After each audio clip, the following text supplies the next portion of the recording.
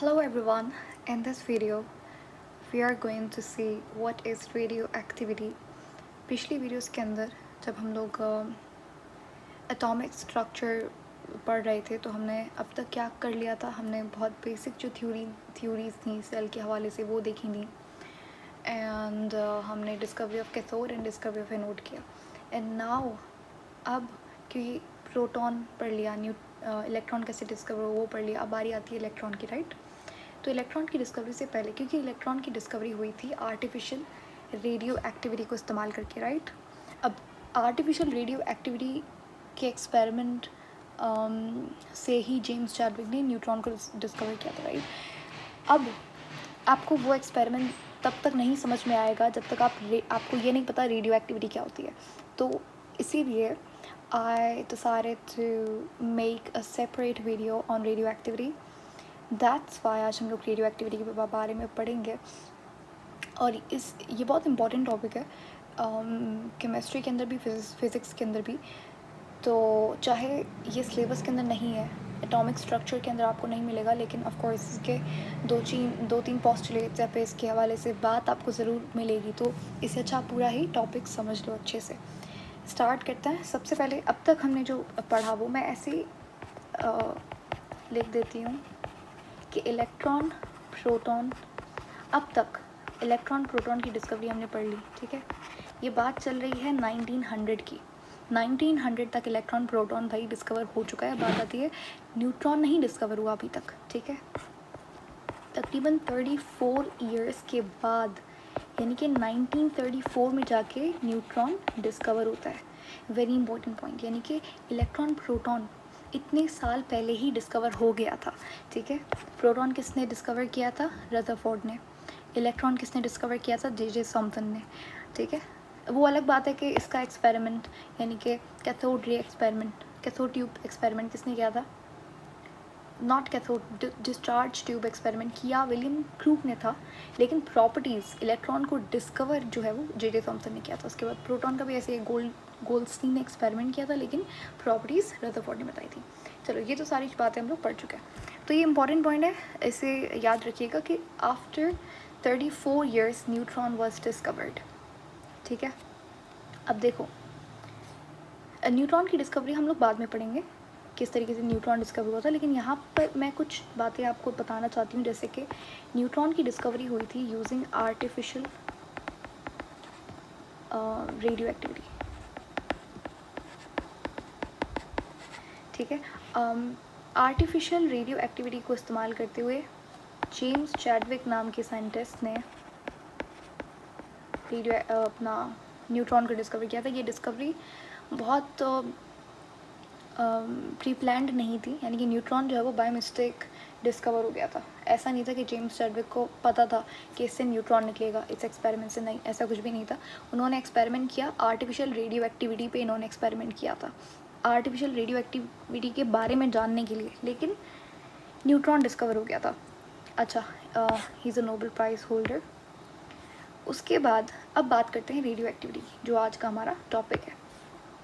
सबसे पहले ये जानना इम्पोर्टेंट है, रेडियो एक्टिविटी है क्या। रेडियो एक्टिविटी सबसे सिंपल और सबसे मोस्ट कॉमन और फेमस डेफिनेशन अगर आप कहीं पे देखोगे, that's the spontaneous disintegration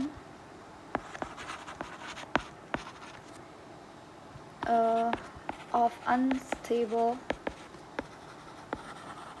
nucleus of an atom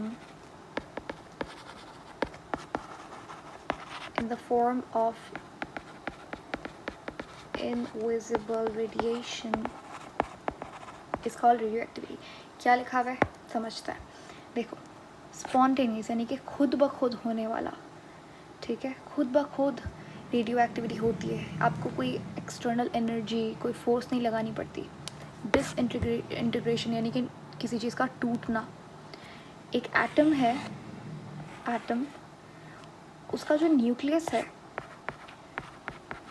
वो, ये रेडियो एक्टिव एलिमेंट की बात हो रही है, किसी भी एलिमेंट के बारे में नहीं बोल रही मैं।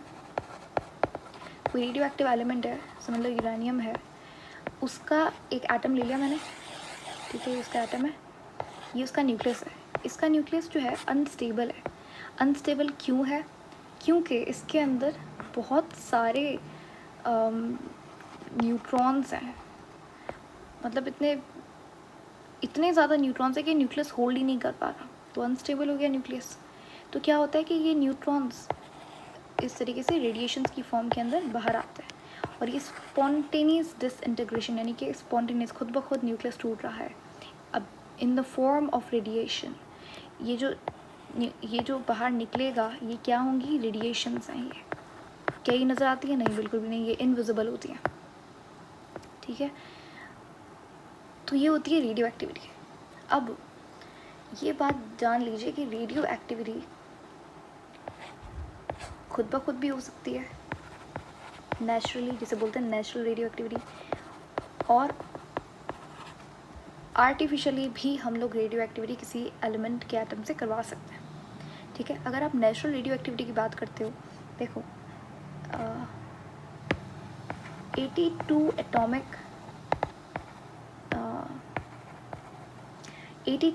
एटॉमिक नंबर से बड़े जितने भी एटम्स हैं जिनका एटॉमिक नंबर 82 से ज़्यादा है, वो सारे के सारे रेडियो एक्टिव एलिमेंट्स हैं। ठीक है, 82, अच्छा 82 खुद क्या होगा? 82 खुद स्टेबल है। 82 खुद जो है 82 किसका नंबर होता है? एटॉमिक नंबर होता है लेड का। ठीक है, लेड का एटॉमिक नंबर 82 होता है। 82 से लेड के बाद जितने भी एलिमेंट्स होंगे वो रेडियो एक्टिव होंगे। For example radium, polonium, uranium. ठीक है, तो ये तो हो गया भाई नेचुरल रेडियो एक्टिविटी। अब आर्टिफिशियल कैसे होती है? आर्टिफिशियल रेडियो एक्टिविटी आप किसी भी एलिमेंट, ज़रूरी नहीं कि वो 82 से बड़ा हो, नहीं, आप किसी भी एलिमेंट से रेडिएशंस निकलवा सकते हैं। ठीक है, लेकिन वो आपको फिर एक्सटर्नली उस पर काम करना पड़ेगा। खुद ब खुद रेडिएशन तो खुद ब खुद ही निकलेंगी, लेकिन आपको उससे पहले फोर्स करना पड़ेगा ताकि वो उसका न्यूक्लियस अनस्टेबल हो। अब बात करते हैं कि ये कहानी, यानी कि ये स्टोरी कहाँ से शुरू होती है, किस तरीके से, कौन था जिसने सबसे पहले इसके ऊपर रिसर्च किया। देखो, रेडियो एक्टिविटी डिस्कवर की थी हेनरी बेक्वेरेल ने। ठीक है, रेडियो एक्टिविटी पे सबसे पहले काम किया था हेनरी बेक्वेरेल ने। उसके बाद बहुत फेमस साइंटिस्ट, आपने नाम सुना होगा इनका, Nobel prize holder madam Curie and Pierre Curie. अब ये दोनों हस्बैंड वाइफ थे। इन दोनों ने रेडिएशंस पे, रेडियो एक्टिविटी पे, रेडियो एक्टिव एलिमेंट्स, खासकर रेडियो एक्टिव एलिमेंट्स पे काम किया था कि कौन सी चीज़ों के अंदर रेडियो एक्टिव एलिमेंट है। इन्होंने, यानी कि मैडम क्यूरी अपने ये फर्स्ट कपल हैं जिन दोनों को नोबेल प्राइज़ मिला था। उसके बाद मैडम क्यूरी को 2 बार नोबेल प्राइज़ मिला था, और उस वक्त पे बहुत अनकॉमन था कि किसी फीमेल को नोबेल प्राइज़ मिले, तो it was a very big deal. तो इन्होंने क्या किया था, ये लोग रेडियो एक्टिव एलिमेंट्स पे रिसर्च कर रहे थे। ये वो इंसान है जिन्होंने फर्स्ट रेडियो एक्टिव एलिमेंट को डिस्कवर किया था, और उन्होंने इसका नाम रखा था रेडियम। तो याद रखिएगा कि रेडियम जो है दुनिया का पहला रेडियो एक्टिव एलिमेंट है जो डिस्कवर हुआ था, madam Curie and Pierre Curie ने किया था। उसके बाद इन्होंने और भी एलिमेंट्स किए, जैसे कि पोलोनियम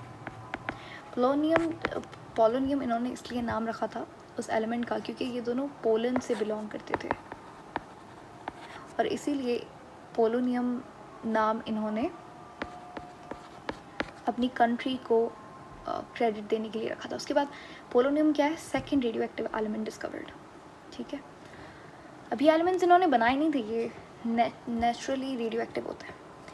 तो मैडम क्यूरी, पेरी क्यूरी ने बहुत अच्छा काम किया था रेडियो एक्टिविटी पे, बहुत ज़्यादा काम किया था। मैडम क्यूरी के रिसर्च लेबॉर्ट्री के अंदर आज भी जो जगहें हैं, जो चेयर है, जो वो वहाँ पे दरवाज़ा है, उसके अंदर रेडियो एक्टिव एलिमेंट्स की रेडिएशन आज भी एब्जॉर्ब्ड है, क्योंकि मैडम क्यूरी अपने साथ रेडियम लेके घूमती थी। तो इसीलिए इनकी डेथ भी रेडियो एक्टिविटी की वजह से हुई थी। इनकी बॉडी के अंदर बहुत सारी रेडिएशंस एब्जॉर्ब हो गई थी। उस टाइम पे नहीं पता था कि अच्छा रेडिएशंस होती हैं। रेडिएशंस जब आपकी बॉडी में एब्जॉर्ब होती हैं तो उसके बाद कैंसर जैसी बीमारी हो सकती है, देन फाइनली इवेंचुअली डेथ भी हो सकती है रेडियो एक्टिविटी की वजह से। तो उस टाइम पे नहीं पता था। तो या इन दोनों की डेथ जो है वो रेडियो एक्टिविटी की रेडियो एक्टिव एलिमेंट की वजह से हुई थी। उसके बाद जो तीसरे साइंटिस्ट जिन्होंने रेडियो एक्टिविटी पे काम किया वो थे रदरफोर्ड। अभी हम पढ़ेंगे रदरफोर्ड का एक्सपेरिमेंट। रदरफोर्ड ने क्या किया था, रदरफोर्ड ने यहाँ पे कर लेते हैं। रदरफोर्ड ने टाइप्स ऑफ रेडिएशन डिस्कवर की थी कि कितनी तरीके की रेडिएशंस होती हैं, क्या रेडिएशन के पास कोई चार्ज होता है, कि क्या मास होता है रेडिएशन का। ये सारी चीज़ें रदरफोर्ड ने हमें बताई थी। उसके बाद ये सारी डिस्कवरीज के बाद आप देख रहे हो पहले रेडियो एक्टिविटी डिस्कवर होती है, फिर रेडियो एक्टिव एलिमेंट्स, फिर टाइप्स ऑफ रेडिएशंस। उसके बाद जाके फिर हमारे पास जो फोर्थ साइंटिस्ट हैं वो जेम्स चैडविक हैं, और इन्होंने न्यूट्रॉन डिस्कवर किया था using artificial radiation, radio activity.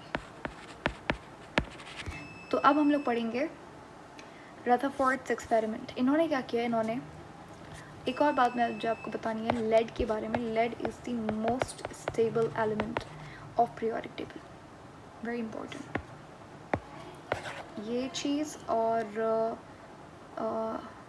एक मिनट, हाँ ये फर्स्ट रेडियो एक्टिव एलिमेंट, ये दोनों चीज़ें इंपॉर्टेंट है एमसीक्यूज़ के हवाले से। उसके बाद रदरफोर्ड्स एक्सपेरिमेंट की जब आप बात करते हो तो इन्होंने एक लेड बॉक्स लिया था।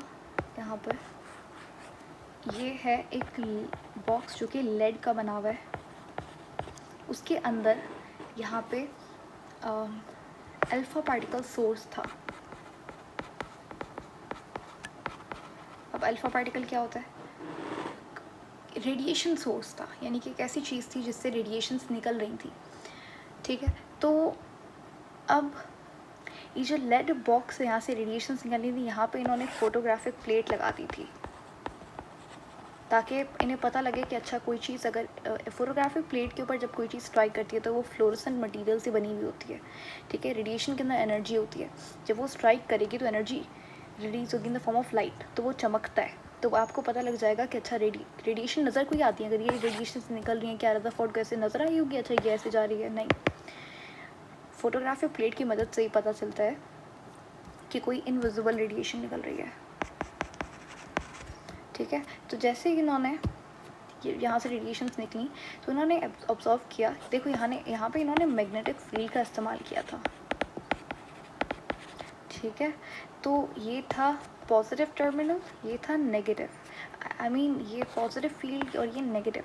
तो जैसी रेडिएशंस निकली वो 3 डायरेक्शन के अंदर जाना शुरू हो गई। पहले तो एक नेगेटिव की तरफ बेंड हो गई, दूसरी पॉजिटिव की तरफ, और एक स्ट्रेट लाइन के अंदर गई। तो रदरफोर्ड ने ऑफकोर्स उस वक्त तक ये तो पता था जो चीज़ नेगेटिव की तरफ जाए उसके पास पॉजिटिव चार्ज होता है।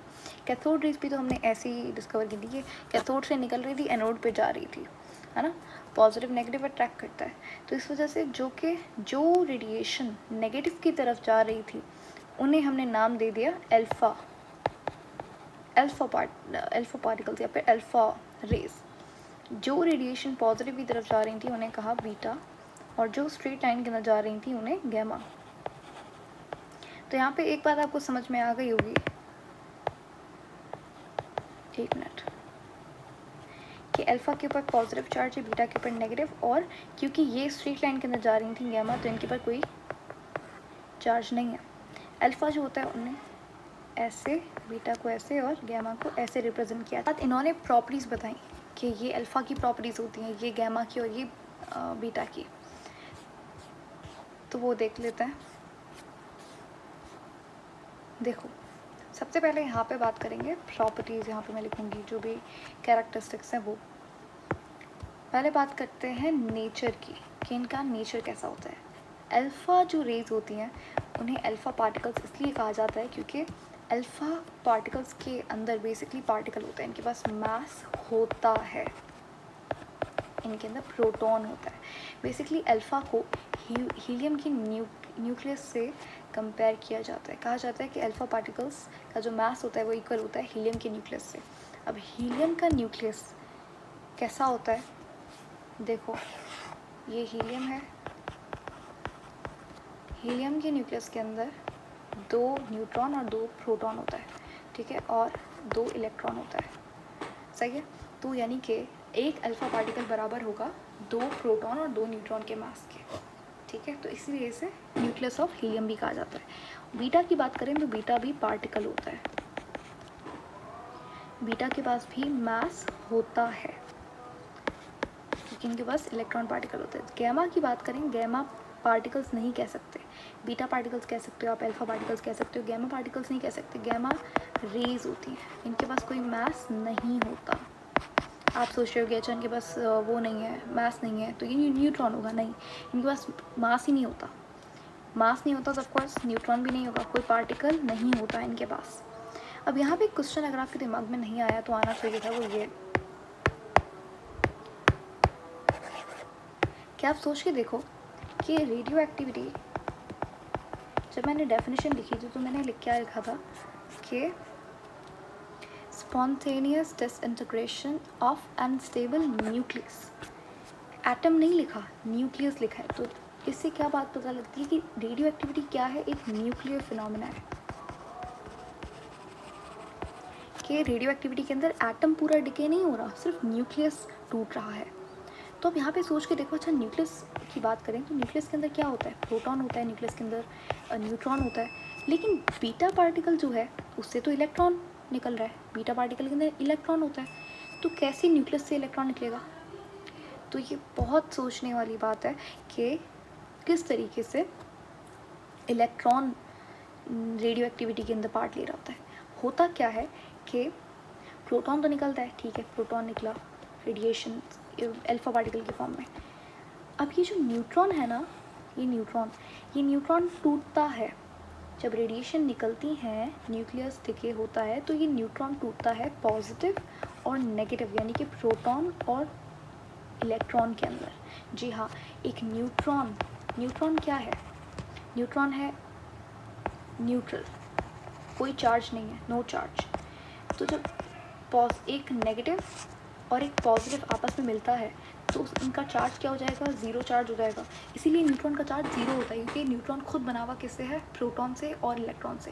न्यूट्रॉन कोई नया पार्टिकल नहीं है, हाँ वो एक अलग स्पेशल पार्टिकल है, लेकिन न्यूट्रॉन बना हुआ है प्रोटॉन और इलेक्ट्रॉन से, ठीक है। शायद ये बात आपने सुनी भी हो, नहीं सुनी भी थी, अगर नहीं भी थी तो you must know the logic behind it, कोई ऐसी बिना रीज़न की बात नहीं है। ये इलेक्ट्रॉन कैसे आया, ये इलेक्ट्रॉन, न्यूट्रॉन जब टूटता है प्रोटॉन और इलेक्ट्रॉन में तो फिर बीटा पार्टिकल निकलता है, ठीक है। सेकंड प्रॉपर्टी जिसकी बात करेंगे वो है मास की, ठीक है। इनका मास कितना होता है, अब आप खुद देखो। अच्छा ये बात आपको समझ में आ गई कि किस तरीके से इलेक्ट्रॉन होता है। इलेक्ट्रॉन बेसिकली ये वो इलेक्ट्रॉन होता है जो कि न्यूट्रॉन की टूटने से आया, सही है, क्लियर। तो ये इलेक्ट्रॉन न्यूक्लियस से ही आ रहा है, ये इलेक्ट्रॉन कोई ऑर्बिट से या शेल से नहीं आ रहा है, ये इलेक्ट्रॉन न्यूट्रॉन से आ रहा है। तो न्यूट्रॉन बेसिकली ब्रेक होता है प्रोटॉन और इलेक्ट्रॉन के अंदर, और यही इलेक्ट्रॉन बीटा रेज की फॉर्म के अंदर वो होता है, इमिट होता है। अब बात करेंगे मास की। अब आप मुझे खुद बताओ, अल्फ़ा पार्टिकल्स क्या होते हैं, हीलियम के न्यूक्लियस, ठीक है। हीलियम के न्यूक्लियस के अंदर क्या होता है, 2 प्रोटॉन होता है, 2 न्यूट्रॉन होता है। अब 2 प्रोटॉन न्यूट्रॉन यानी कि हीलियम का एटॉमिक मास यानी कि 4 AMU। तो यहाँ पे अगर मैं 4 AMU लिखूँगी तो गलत नहीं होगा ना, राइट। तो इसीलिए 4 AMU होता है मास अल्फ़ा पार्टिकल्स का, सबसे भारी पार्टिकल्स अल्फ़ा पार्टिकल्स होते हैं। उसके बाद बीटा पार्टिकल क्या है, एक इलेक्ट्रॉन एक बीटा पार्टिकल, ठीक है। तो इनका मास इक्वल होगा एक इलेक्ट्रॉन के मास के, जो कि कितना होता है 9.11 मल्टीप्लाई बाई 10⁻31 kg। उसके बाद आते हैं गैमा के बारे में। गैमा मैंने बताया इनका कोई मास ही नहीं होता, ये अनोखे होते हैं, स्पेशल, यूनिक, तो इसीलिए इनका कोई मास ही नहीं होता।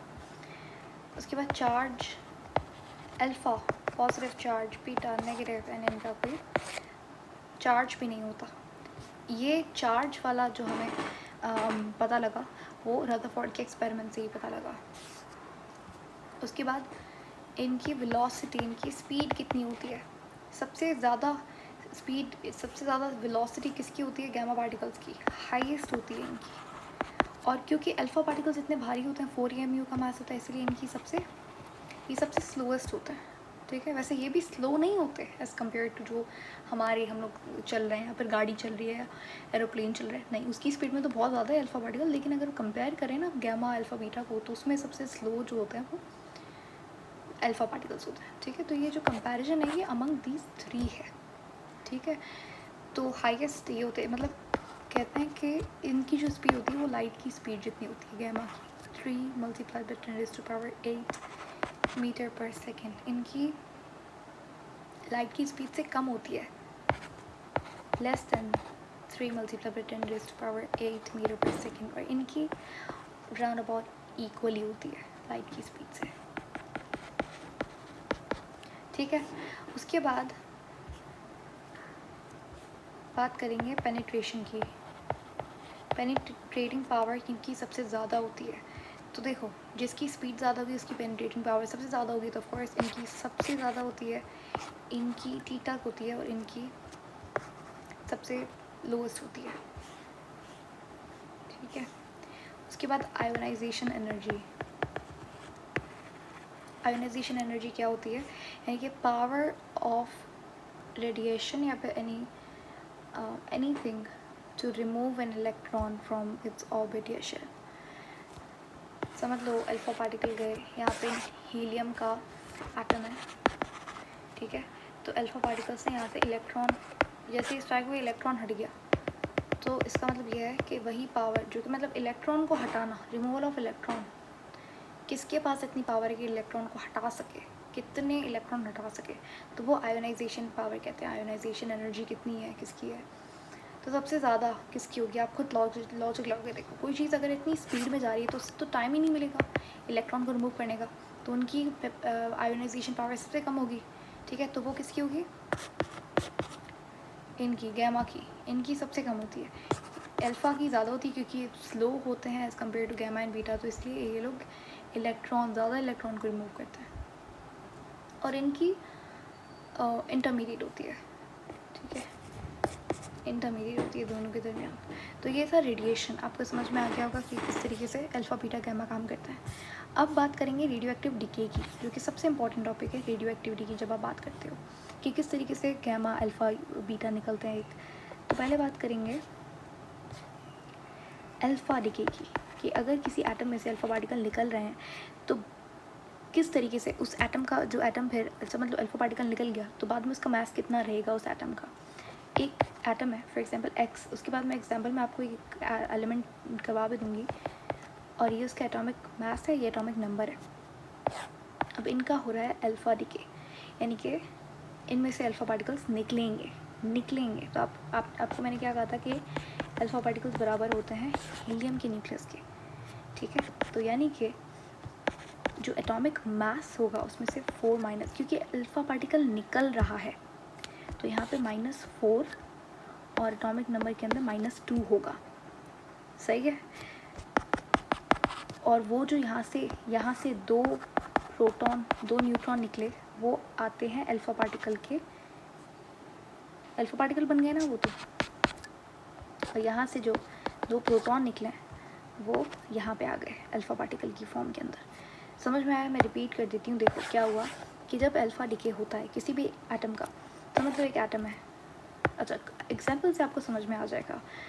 तो एक एटम मैंने कार्बन ले लिया, अब कार्बन से मुझे अल्फ़ा डिके करवाना है। कार्बन से जब अल्फ़ा डिके होगा तो आप खुद देखो 12 - 4 एंड 6 - 2, हमेशा ऐसे ही अल्फ़ा डिके होता है क्योंकि हमें हीलियम बाहर निकालना है, राइट। हीलियम यानी कि अल्फ़ा पार्टिकल। तो ये बन जाएगा 6 - 2 कितना होता है 4। अब आप मुझे बताओ ऐसा कौन सा एलिमेंट है जिसका एटॉमिक नंबर 4 होता है, तो इट्स बेरिलियम, राइट। यहाँ पे 8 आ जाएगा, तो ये बेरिलियम होगा। तो जब कार्बन से अल्फा पार्टिकल निकलता है तो बेरिलियम एटम और साथ में अल्फा पार्टिकल एमिट होता है, सही है। इसी तरीके से जब आप बात करते हो बीटा डिके की, तो बीटा डिके के अंदर क्या हो रहा था, एक इलेक्ट्रॉन निकल रहा था, राइट। और ये इलेक्ट्रॉन कैसे निकल रहा था, ये इलेक्ट्रॉन निकल रहा था जब न्यूट्रॉन नॉट न्यूक्लियस, न्यूट्रॉन टूटता है इलेक्ट्रॉन और प्रोटॉन में। यही इलेक्ट्रॉन बीटा पार्टिकल के तरह बीटा पार्टिकल होता है, यही इलेक्ट्रॉन, ठीक है। तो ये इलेक्ट्रॉन शेल का नहीं है, इलेक्ट्रॉन यहाँ का है। न्यूट्रॉन टूटेगा, उससे जो इलेक्ट्रॉन निकलता है वो बीटा पार्टिकल होता है, सिंपल। अब देखो यहाँ पे वैसे ही ले लेते हैं। अब यहाँ पे क्या चीज़ माइनस और कितना चीज़ ऐड होगी, यहाँ पे एक इलेक्ट्रॉन निकल रहा है, ठीक है। और इलेक्ट्रॉन का यहाँ पे काम नहीं है, ना एटॉमिक मास ना एटॉमिक नंबर इफेक्ट होता है इलेक्ट्रॉन के निकलने से, राइट, ठीक है। क्योंकि एटॉमिक नंबर क्या है, प्रोटॉन नंबर, एटॉमिक मास क्या है, प्रोटॉन प्लस न्यूट्रॉन। इतनी बात क्लियर है। लेकिन आप मुझे अब खुद देखो, यहाँ पे इलेक्ट्रॉन निकल रहा है, वो कैसे निकल रहा है, न्यूट्रॉन की टूटने से, राइट। तो न्यूट्रॉन टूट रहा है तो प्रोटॉन, एक प्रोटॉन बन भी तो रहा है ना, एक प्रोटॉन ये बन रहा है, प्रोटॉन, ये प्रोटॉन इमिट नहीं होगा, ठीक है। तो यहाँ पे एक प्रोटॉन ऐड होना है, तो यहाँ पे +1 हो जाता है। ये क्या होता है, +1, यानी कि एक प्रोटॉन ऐड होता है, ये तो इमिट हो जाएगा बीटा रेडिएशन में। पीछे ये इलेक्ट्रॉन बना भी तो है, एक कैसे बना, न्यूट्रॉन की टूटने से बना।